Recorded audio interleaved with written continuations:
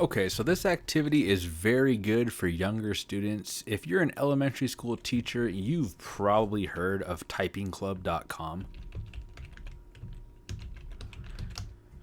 And if you haven't, this is great for younger students who just need color and visuals and a little bit more games and things like that to make typing fun.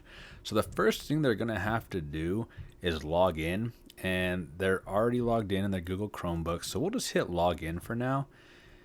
And we'll go ahead and click sign in with Google. And it should tell us we don't have an account yet, so we'll create one. And we'll just put in our name. And you can put in whatever password, and we'll hit sign up. And we should be signed in. Okay, so now we can hit start. And we'll click the lesson to begin. It'll give us a video to watch. I'm going to try to skip it if I can. So, I hear you want to type like a pro. Let's start by setting up your finger positioning. I think if I just click off or something, and there you go.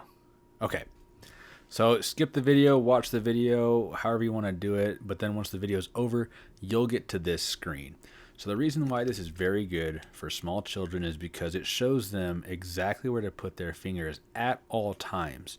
So it's saying type the F key, type the J key, and as a teacher, you're reinforcing you got to do it with your pointer fingers.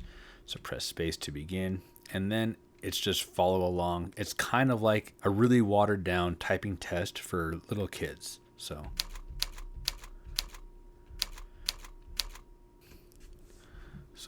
it'll just keep going like that. And if I go back to my lessons, then it just gives me a green check mark every time I finish something. So these will all stay locked. It's almost like a video game. They just keep progressing to the next levels. When you start taking more and more of them, like you get up into a little bit higher levels, it'll start giving them a word per minute score.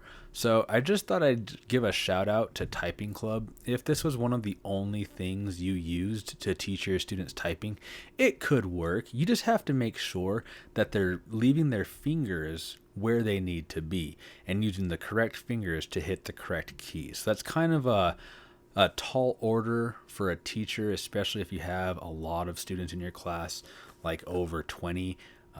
It's kind of difficult, but if you monitor them well enough and help them remember to not look at their fingers, this can be a very, very effective activity, and you can have them do Typing Club for 5 minutes a day, 10 minutes a day, whatever you thought was effective for your class. They won't have to do it very long.